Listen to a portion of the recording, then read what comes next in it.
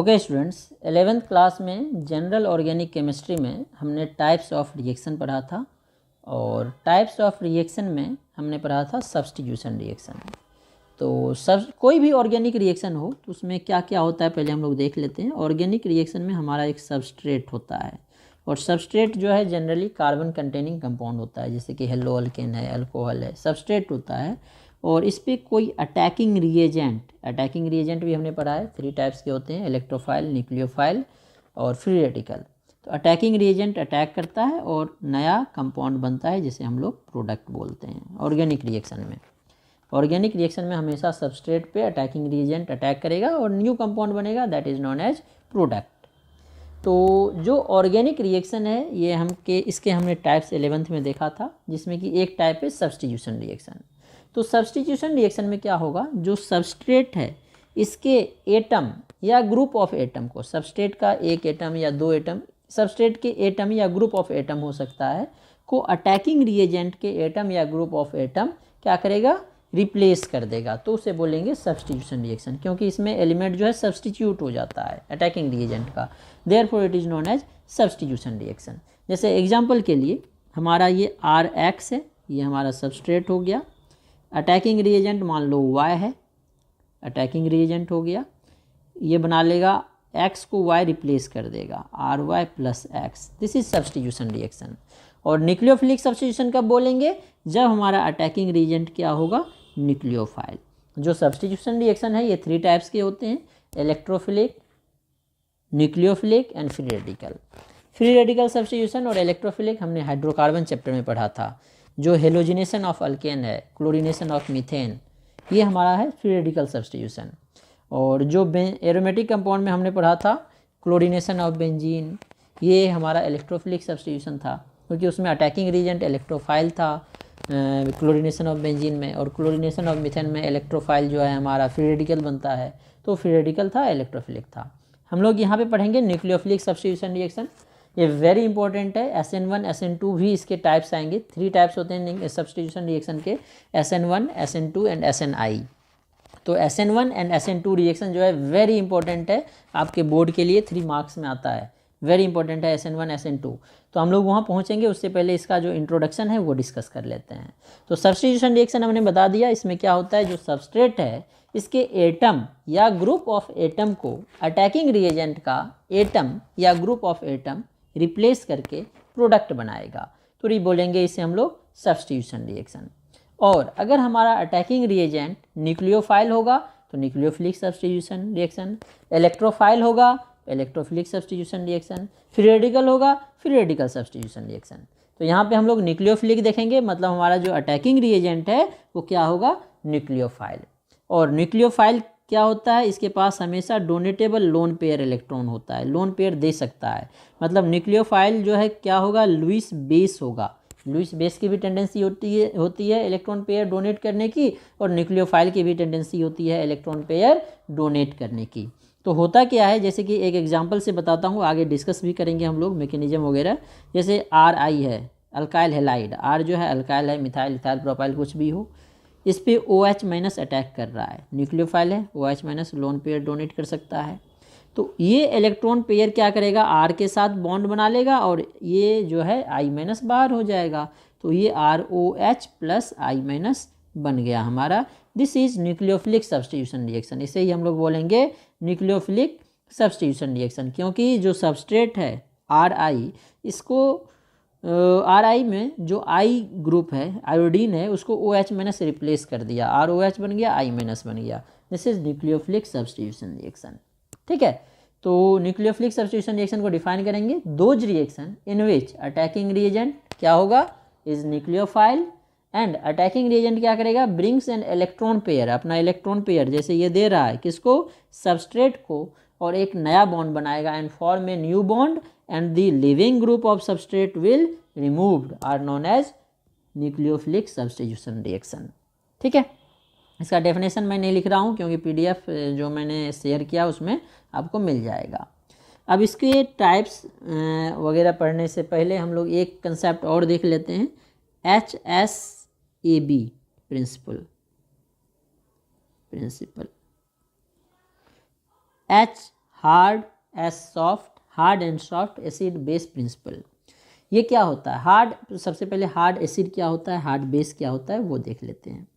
ऐसा एसिड जिसे electron pair acid, Lewis acid कौन होता है? जो इलेक्ट्रॉन पेयर एक्सेप्ट करता है। अगर इलेक्ट्रॉन पेयर एक्सेप्ट करने की टेंडेंसी कम हो तो उसे बोलेंगे हार्ड एसिड। जैसे कि H+ है, Li+ है, Na+ है, Mg2+ है, Al3+ है, इसमें इस सब की जो है ऑक्टेट या डुएट कंप्लीट है, इसीलिए इसकी टेंडेंसी जो है इलेक्ट्रॉन पेयर एक्सेप्ट करने की कम होती है, इसीलिए इसे हम लोग बोलेंगे हार्ड एसिड। अगर किसी एसिड की इलेक्ट्रॉन पेयर एक्सेप्ट करने की टेंडेंसी कम हो तो उसे हार्ड एसिड बोलेंगे। और ऐसा बेस, लुईस बेस की बात करेंगे, लुईस एसिड की बात करेंगे, जिसे इलेक्ट्रॉन पेयर डोनेट करने की टेंडेंसी कम हो, जैसे कि F- है, ऑक्टेट भी कंप्लीट है, मोर इलेक्ट्रोनिगेटिव भी है, O2- है, इसकी भी ऑक्टेट भी कंप्लीट है और मोर इलेक्ट्रोनिगेटिव है, इसीलिए इलेक्ट्रॉन पेयर डोनेट करने की टेंडेंसी कम है, तो इसे बोलेंगे हार्ड बेस। जैसे इलेक्ट्रॉन पेयर एक्सेप्ट करने की टेंडेंसी ज़्यादा होगा हार्ड एसिड, और इलेक्ट्रॉन पेयर डोनेट करने की टेंडेंसी ज़्यादा होगा तो क्या बोलेंगे? Hard base. तो HSAB प्रिंसिपल के अकॉर्डिंग जो हार्ड एसिड है ये अपने साथ जो रिएक्शन करके कंबाइन करेगा वो हार्ड बेस को ही प्रेफर करेगा। हार्ड एसिड हमेशा हार्ड बेस को प्रेफर करता है। और अगर कोई सॉफ्ट एसिड है जो इजीली गेन करेगा इलेक्ट्रॉन, तो वो क्या करेगा? सॉफ्ट बेस को प्रेफर करेगा। मतलब हार्ड एसिड हार्ड बेस को प्रेफर करेगा और सॉफ्ट एसिड सॉफ्ट बेस को प्रेफर करेगा। This is hard and soft acid base principle. ठीक है, तो अब न्यूक्लियोफिलिक सब्स्टिट्यूशन रिएक्शन से पहले बेसिसिटी क्या होता है और न्यूक्लियोफिलिसिटी क्या होता है हम लोग वो देख लेते हैं। तो सबसे पहले हम लोग न्यूक्लियोफिलिसिटी देखते हैं। क्या होता है न्यूक्लियोफिलिसिटी? न्यूक्लियोफिलिसिटी, तो न्यूक्लियोफाइल हमने सबसे पहले अभी बताया लुईस बेस होगा, तो इसकी टेंडेंसी होगी इलेक्ट्रॉन पेयर डोनेट करने की, और बेस भी होता है इलेक्ट्रॉन पेयर डोनेट करता है। तो बेसिसिटी क्या है, न्यूक्लियोफिलिसिटी क्या है? तो न्यूक्लियोफिलिसिटी में जो इलेक्ट्रॉन पेयर डोनेट होगा, जो इलेक्ट्रॉन पेयर देगा, वो किसे देगा? जो इलेक्ट्रॉन डेफिशिएंट कंपाउंड होगा, जो इलेक्ट्रॉन ले पाएगा। न्यूक्लियोफिलिसिटी में क्या होगा? जैसे यहाँ पे हमने OH- है, ये R पे जो है पार्सली पॉजिटिव चार्ज है, इंडक्टिव इफेक्ट से I पे नेगेटिव चार्ज है, तो ये इलेक्ट्रॉन डेफिशिएंट को दे रहा है, इसीलिए ये क्या होगा हमारा न्यूक्लियोफिलिसिटी। OH- यहाँ पे क्या है? न्यूक्लियोफाइल। जो इलेक्ट्रॉन डेफिशिएंट को अगर लोन पेयर डोनेट हो रहा है तो वहाँ पे क्या बोलेंगे हम लोग? इसे न्यूक्लियोफिलिसिटी, और जो डोनेट कर रहा है उसे बोलेंगे न्यूक्लियोफाइल। और जो बेसिसिटी है इसमें हमेशा जो इलेक्ट्रॉन पेयर डोनेट होगा ये H+ आयन को डोनेट होगा। अगर इलेक्ट्रॉन पेयर H+ आयन को डोनेट हो रहा है तो हम लोग उसे बोलेंगे बेसिसिटी। जैसे अब दोनों का एग्जांपल दे देते हैं, जैसे कि मान लो NaOH है, ठीक है, NaOH का ही एग्जांपल लेंगे हम लोग दोनों केस में। कब न्यूक्लियोफाइल हो जाएगा, कब बेस हो जाएगा? CH3Cl है, ये बना लेगा, ये OH- जो है अपना इलेक्ट्रॉन CH3 को देगा क्योंकि इसे पार्सली पॉजिटिव चार्ज है, CH3OH और NaCl। तो ये यहाँ पे न्यूक्लियोफाइल हो गया क्योंकि ये इलेक्ट्रॉन डेफिशिएंट कंपाउंड को इलेक्ट्रॉन पेयर दे रहा है। लेकिन अगर NaOH का ही रिएक्शन HCl से करो तो क्या होगा? ये OH- H+ को इलेक्ट्रॉन देगा और वाटर बनाएगा, और Na+Cl- NaCl बना लेगा। तो ये इलेक्ट्रॉन पेयर किसको दे रहा है? H+ को, इसलिए यहाँ पे क्या हो जाएगा? ये बेस। तो न्यूक्लियोफिलिसिटी में क्या होगा? यहाँ पे ये क्या बोलेंगे इसकी? बेसिसिटी। मतलब NaOH यहाँ पे बेस हो गया, यहाँ पे न्यूक्लियोफाइल हो गया क्योंकि यहाँ पे इलेक्ट्रॉन डेफिशिएंट को इलेक्ट्रॉन दे रहा है और यहाँ पे H+ को दे रहा है, इसीलिए यहाँ पे जो है NaOH बेस है और यहाँ पे न्यूक्लियोफाइल है। ठीक है, अब जो न्यूक्लियोफिलिसिटी है इसकी क्या क्या क्राइटेरिया है वो हम लोग देखते हैं। क्राइटेरिया फॉर न्यूक्लियोफिलिसिटी,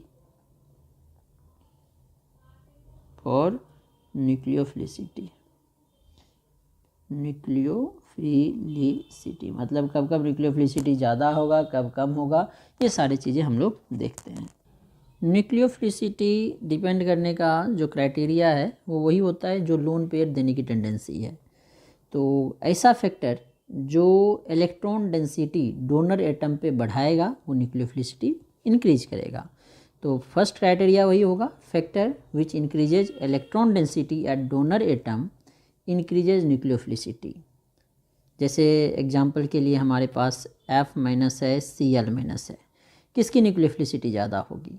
तो किसकी इलेक्ट्रॉन देने की टेंडेंसी ज़्यादा है? क्लोरीन की, तो इसकी न्यूक्लियोफिलिसिटी ज़्यादा होगी। क्यों ज़्यादा होगी? क्योंकि F माइनस के इलेक्ट्रॉन देने की टेंडेंसी कम है Cl माइनस से। ठीक है। उसके बाद मोल पोलराइजेबल एटम जो है, जो मोल इजीली पोलराइज हो जाएगा, और फेजांस रूल हम लोग इसमें लगा सकते हैं।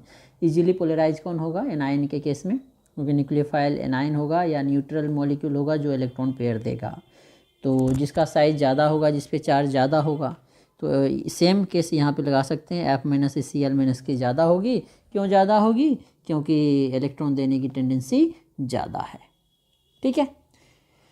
अब देखो इसकी ट्रेंड देखते हैं। अगर हम लोग पीरियड में बात करें, जैसे कि कार्बन का है, कार्बन के साथ CH3 ले लेते हैं, नाइट्रोजन है NH2 माइनस आ जाएगा, ऑक्सीजन के साथ OH माइनस, और फ्लोरीन के साथ तो कोई नहीं आएगा F माइनस। ठीक है। तो अब इसकी इलेक्ट्रोनेगेटिविटी ज़्यादा है, इसीलिए इसकी न्यूक्लियोफिलिसिटी सबसे कम होगी। न्यूक्लियोफिलिसिटी का यही ऑर्डर होगा। ठीक है। और अगर हम लोग ग्रुप में देखेंगे तो साइज बढ़ रही है, इसीलिए न्यूक्लियोफिलिसिटी बढ़ेगी। तो जैसे F माइनस से अभी हमने देखा भी था Cl माइनस का ज़्यादा होगा, इससे ज़्यादा Br माइनस का होगा, इससे ज़्यादा I माइनस का होगा। ये न्यूक्लियोफिलिसिटी का ऑर्डर होगा। ठीक है। और बेसिसिटी H प्लस के साथ कंबाइन करने की टेंडेंसी इसकी ज़्यादा होगी, तो बेसिसिटी जो है इसका जस्ट अपोजिट हो जाएगा। यहाँ पे बेसिसिटी जो है इसका अपोजिट आ जाएगा न्यूक्लियोफिलिसिटी का, क्योंकि H माइनस को इलेक्ट्रॉन देने की टेंडेंसी है, H प्लस से कंबाइन करने की टेंडेंसी है, तो F माइनस की ज़्यादा होगी H प्लस से कंबाइन करने की टेंडेंसी। इसीलिए बेसिसिटी और न्यूक्लियोफिलिसिटी यहाँ पे ग्रुप में डिफरेंट हो जाएगा। ठीक है। अब एस्टेरिक इफेक्ट। एस्टेरिक इफेक्ट क्या है? अगर कोई बल्कि ग्रुप लगा हुआ है, जैसे कि हमारे पास मान लो O माइनस के साथ H के बदले कोई बल्कि ग्रुप आ गया, जैसे कि टर्सरी ब्यूटाइल आ गया, ये टर्सरी ब्यूटाइल है। दूसरा मान लो कोई अल्काइल आ गया, दोनों न्यूक्लियोफाइल है, दोनों के पास इलेक्ट्रॉन देने की टेंडेंसी है, इसके पास भी लोन पेयर इलेक्ट्रॉन है, इसके पास भी लोन पेयर इलेक्ट्रॉन है। किसकी ज़्यादा होगी टेंडेंसी? इसकी ज़्यादा होगी, क्योंकि इसमें ये बड़ा ग्रुप है, ये इलेक्ट्रॉन पेयर देने से रोकेगा, यहाँ पे एस्टेरिक इफेक्ट आएगा। इसीलिए जहाँ पे एस्टेरिक इफेक्ट कम होगा उसकी न्यूक्लियोफिलिसिटी ज़्यादा होगी। इसके बाद सॉल्वेंट पे भी डिपेंड करता है। जो पोलर प्रोटिक सॉल्वेंट है उसमें तो सेम ऑर्डर रहेगा, लेकिन अगर ए प्रोटिक सॉल्वेंट ले लेंगे तो ऑर्डर उल्टा हो जाएगा। जैसे कि यही सेम लिया था हमने, F माइनस से Cl minus, Br minus, I minus, ये जो है पोलर प्रोटिक सॉल्वेंट, जैसे कि वाटर में ये ऑर्डर रहेगा न्यूक्लियोफिलिसिटी का वाटर में। लेकिन अगर aprotic solvent dimethyl sulfuryl oxide ले ले, dimethyl sulfuryl oxide SO, दोनों साइड मिथाइल, CH3 इधर भी CH3 इधर भी, दोनों साइड मिथाइल, तो ये ऑर्डर जस्ट उल्टा हो जाएगा ए प्रोटिक सॉल्वेंट में।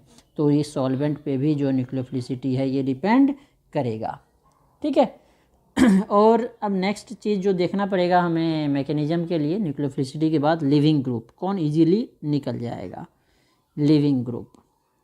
तो लिविंग ग्रुप क्या होता है? जो सबस्ट्रेट से बाहर निकलेगा, जो न्यूक्लियोफाइल है उसका सबस्ट्रेट के साथ बॉन्ड बनेगा, और बॉन्ड बनने के बाद जो लिविंग ग्रुप है वो बाहर निकलेगा।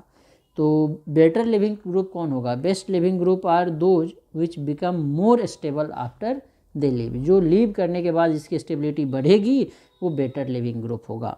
जो वीक बेस है that are better leaving group, जैसे कि F माइनस स्ट्रॉन्ग बेस्ड है तो वीक लिविंग ग्रुप होगा Cl minus, Br minus, I minus, क्योंकि अगर बेसिसिटी घटती है तो इसकी स्टेबिलिटी ज़्यादा है, स्टेबिलिटी ज़्यादा होने के कारण क्या होगा? लिविंग ग्रुप की एबिलिटी ज़्यादा होती है। ठीक है। तो ये हमारा कुछ क्राइटेरिया था। अब हम लोग मैकेनिज्म देखेंगे। तो सबसे पहले हम लोग देख लेते हैं SN2 reaction mechanism. SN2 reaction होता क्या है? S जो है यहाँ आया सब्सटीट्यूशन के लिए, N for nucleophilic, 2 for bimolecular. Substitution nucleophilic bimolecular, इसे ही हम लोग बायमोलिकुलर न्यूक्लियोफिलिक सब्सटीट्यूशन रिएक्शन बोलते हैं। Bimolecular nucleophilic substitution reaction. ठीक है। तो इसमें क्या होगा, क्या इसका स्टेप्स होगा, वो अब हम लोग डिस्कस करेंगे। सबसे पहले हम लोग बात करेंगे इसे SN2 बायमोलिकुलर क्यों बोलते हैं? क्योंकि जो ये रिएक्शन होता है इस टाइप के रिएक्शन का ऑर्डर 2 आएगा, इसीलिए इसे बायमोलिकुलर रिएक्शन बोलते हैं। एक SN1 होगा, एक SNI होगा। तो SN1 यूनिमोलिकुलर होगा क्योंकि उसमें ऑर्डर ऑफ रिएक्शन 1 होगा। SN2 इसमें ऑर्डर ऑफ रिएक्शन 2 आएगा। तो SN2 में क्या होता है, जो हमारा न्यूक्लियोफाइल है वो सबस्ट्रेट पे बैक साइड से अटैक करेगा, मतलब लिविंग ग्रुप के 180 डिग्री से। जो हमारा लिविंग ग्रुप है उससे 180 डिग्री पे वो जो न्यूक्लियोफाइल है वो अटैक करेगा, देन लिविंग ग्रुप लीव करेगा। जैसे कि मान लो हमारा एक हेलो अल्केन ले लेते हैं, C इस तरह से X हेलो अल्केन है RH, तो इसके साथ कोई भी ग्रुप लगा हुआ है और हमारा न्यूक्लियोफाइल यहाँ पे ले लेते हैं। तो X इस साइड है तो इसके 180 डिग्री पे यहाँ पे ये अटैक करेगा। अब अटैक करेगा, तुरंत जुड़ के X बाहर नहीं होगा, क्या होता है अब यहाँ पे प्लेनर मॉलिक्यूल बन जाता है, मतलब Y जो है इसके साथ जुड़ना शुरू हो जाएगा कार्बन के साथ, और X जो है ये हटना शुरू हो जाएगा। इसे हम लोग ट्रांजिशन स्टेट बोलते हैं और ये रेट डिटरमाइनिंग स्टेप होता है। अब इसके बाद क्या होगा, Y जो है यहाँ पे जुड़ना शुरू हुआ, X हटना शुरू हो गया। अब जब Y कम्प्लीटली जुड़ जाएगा, इससे कनेक्ट हो जाएगा, बॉन्ड बना लेगा, तो X जो है यहाँ से रिमूव हो जाएगा। तो इस तरह से ये Y जुड़ गया और बाकी X माइनस बाहर हो गया। ठीक है, तो ये नहीं होता है पहले X माइनस, ये दोनों प्रोसेस एक साथ होता है, Y जुड़ता भी जाता है और X हटता जाता है। तो ये जो है ट्रांजिशन स्टेट होता है। और यहाँ पे इस कार्बन की हाइब्रिडेशन देखो, 3 ही बॉन्ड बन रहा है, ये बॉन्ड ना तो ये पूरा बना है, ये ना ही ये पूरा बना है, इसलिए इस कार्बन की हाइब्रिडेशन sp2 होती है, क्योंकि इसका स्ट्रक्चर भी प्लेनर होता है। अब देखो ये बैक साइड से अटैक करेगा, इसीलिए पहले X इधर था, अब जो ग्रुप है इधर लग गया, तो ग्रुप अपोजिट साइड लग गया, इसीलिए इसमें क्या होगा, इन्वर्जन होगा। तो ये जो प्रोडक्ट है यहाँ पे अगर इसका कन्फिग्रेशन R है तो इसका कन्फिग्रेशन S हो जाएगा, जस्ट अपोजिट आएगा, क्योंकि बैक साइड से अटैक होगा। ये अगर ये S है तो यहाँ पे R होगा, मतलब SN2 रिएक्शन में हमेशा क्या होगा, इन्वर्जन होगा, और इसे ही हम लोग वाल्डन इन्वर्जन भी बोलते हैं। और जो हमारा RDS है यही स्टेप है, तो RDS से ही हम लोग रेट लॉ एक्सप्रेशन लिखते थे। रेट डिटरमाइनिंग स्टेप कौन होता है, जो स्लोएस्ट स्टेप होता है। तो यहीं पे बॉन्ड ब्रेक भी हो रहा है और बॉन्ड फॉर्म भी हो रहा है, तो यही हमारा रेट डिटरमाइनिंग स्टेप होगा। तो RLE क्या होगा, rate of reaction equals to rate constant into substrate भी यहीं पे है और न्यूक्लियोफाइल भी यहीं पे आएगा। तो RH और न्यूक्लियोफाइल दोनों पे डिपेंड करेगा, मतलब ऑर्डर ऑफ रिएक्शन क्या होगा, इसका पावर 1 इसका पावर 1, इसलिए ऑर्डर ऑफ रिएक्शन 2 है, इसीलिए इसे हम लोग बाय मॉलिक्यूलर सब्स्टिट्यूशन रिएक्शन बोलते हैं। तो यहाँ पे मेन क्या ध्यान रखना है, जो SN2 रिएक्शन मैकेनिज्म है इसमें न्यूक्लियोफाइल हमेशा सबस्ट्रेट पे बैक साइड से अटैक करेगा, मतलब 180 डिग्री फ्रॉम लिविंग ग्रुप, जो ग्रुप बाहर निकल रहा है X माइनस से 180 डिग्री पे अटैक करेगा। ये जो है 1 स्टेप प्रोसेस है, सिंगल स्टेप में ये रिएक्शन होता है, 2 स्टेप रिएक्शन नहीं होता है, एक ही स्टेप में बॉन्ड बनता भी है और ये बॉन्ड ब्रेक भी करता है। और इसमें ट्रांजिशन स्टेट का फॉर्मेशन होता है जो कि प्लेनर होता है, और उसमें उसकी हाइब्रिडाइजेशन sp2 होती है और वो प्लेनर होता है। ठीक है, और बोलोगे जो ये CX बॉन्ड ब्रेक होता है, इसमें जो एनर्जी चाहिए वो कहाँ से आता है, जो ये Y बन रहा है तो बॉन्ड यहाँ फॉर्मेशन हो रहा है और बॉन्ड फॉर्मेशन में एनर्जी रिलीज होती है, तो जो ये एनर्जी रिलीज होगी उसी एनर्जी से ये बॉन्ड ब्रेक होगा। तो यहाँ पे जो एनर्जी निकल रहा है उसी एनर्जी से ये बॉन्ड ब्रेक होगा, इसमें एक्स्ट्रा एनर्जी की ज़रूरत नहीं होती है और कुछ एनर्जी रिलीज ही हो जाता है, क्योंकि मॉलिक्यूल जो है, नया मॉलिक्यूल ज़्यादा स्टेबल होता है, तो इसीलिए ये प्रोसेस जो है एक्सोथर्मिक प्रोसेस होगा। ठीक है, अब इसको हम लोग ऑर्बिटल डायग्राम से भी बना के देख लेते हैं। जैसे ये हमारा कार्बन है, ये R है, कोई अल्काइल ग्रुप है, यहाँ पे जो है वेज लाइन पे दिखा देता हूँ 3D वाला डायग्राम बना के। इधर जो है एक कोई ग्रुप ले लेते हैं, ये डैश लाइन पे, सॉरी H को डैश लाइन पे ले लिया, वेज लाइन पे दूसरा ड्यूटेरियम ले लेते हैं। ठीक है, और यहाँ पे हम लोग कोई जो है एक R ले लिया, तो दूसरा लाइन जो है इसको मैं दिखा लेता हूँ ऑर्बिटल डायग्राम से, sp3 वाला, जिसके साथ ये X जुड़ा हुआ है। ठीक है, अब न्यूक्लियोफाइल जो है आएगा, तो न्यूक्लियोफाइल क्या करेगा, बैक साइड से अटैक करेगा इस ऑर्बिटल पे, ये छोटे वाले ऑर्बिटल पे। तो अब क्या होगा, यहाँ पे ट्रांजिशन स्टेट बनेगा, जो कार्बन था ये R और इसका जो ये H है और जो ये D है ये ऐसे ही रहेगा, प्लेनर है। अब ये दोनों लोब जो है, इसके कारण अब ये प्लेनर मॉलिक्यूल नहीं रहता, अब ये प्योर ऑर्बिटल बन जाता है। जो हाइब्रिड ऑर्बिटल था उससे अब ये प्योर ऑर्बिटल बन गया। इसके साथ अब ये X आ जाएगा, मतलब जो बॉन्ड ब्रेक हो रहा था ये बॉन्ड ब्रेक होने लगेगा, और इसके साथ जो हमारा न्यूक्लियोफाइल था वो जुड़ने लगेगा, मतलब इससे जुड़ने से जो एनर्जी रिलीज होगा उसी से ये बॉन्ड ब्रेक होने लगा। ठीक है, ये sp2 हाइब्रिडाइज्ड हो गया, मान लो इसका कन्फिग्रेशन अभी S है, तो अब जो नया मॉलिक्यूल बनेगा उसका कन्फिग्रेशन R आएगा। क्यों R आएगा, कार्बन है, अब जो ये हाइब्रिड ऑर्बिटल बनेगा किस साइड बनेगा, इधर बनेगा, जिसके साथ न्यूक्लियोफाइल जुड़ेगा। ये एक्स जो है बाहर निकल जाएगा यहाँ से, एक्स माइनस, और जो हमारा कन्फिग्रेशन है वो क्या होगा, उल्टा हो जाएगा। ठीक है, एक हमारा आर ऊपर था हाइड्रोजन, और ये हमारा हो गया ड्यूटेरियम। तो इसका कन्फिग्रेशन अब क्या होगा, जस्ट अपोजिट आ जाएगा।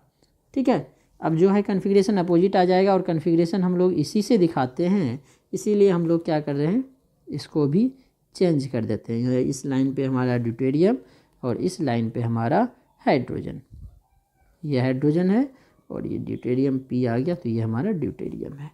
तो इस तरह से हम लोग इसे दिखा सकते हैं। अब इसका इनर्जेटिक्स बनाते हैं, ग्राफ। देखो ग्राफ कैसे बनाएंगे इसका। इधर हम लोग ले लेते हैं टाइम, मतलब रिएक्शन इन प्रोग्रेस, एक्सिस पे रिएक्शन इन प्रोग्रेस, रिएक्शन जो है प्रोग्रेस में है, और इधर जो है हम लोग इंथैल्पी ले लेते हैं, मतलब जो एनर्जी चेंज हो रहा है। तो पहले जो है आर एक्स सबस्ट्रेट और न्यूक्लियोफाइल आया, तो ये दोनों कंबाइन करके ट्रांजिशन स्टेट बनेगा। ट्रांजिशन स्टेट की स्टेबिलिटी जो है कम होगी, इसीलिए इसकी एनर्जी जो है ज़्यादा होगी। इसके बाद जो नया कंपाउंड बनेगा उससे इसकी एनर्जी कम होगी, मतलब स्टेबिलिटी ज़्यादा होगी, तो यही एनर्जी जो है रिलीज होगा, यही हमारा एंथैल्पी ऑफ रिएक्शन आएगा, जो प्रोडक्ट की है माइनस रिएक्टेंट की है। तो प्रोडक्ट की कम है इसलिए नेगेटिव आएगा, तो डेल्टा एच की वैल्यू नेगेटिव है, इसीलिए जो है ये हमारा क्या होगा, एक्सोथर्मिक रिएक्शन होगा।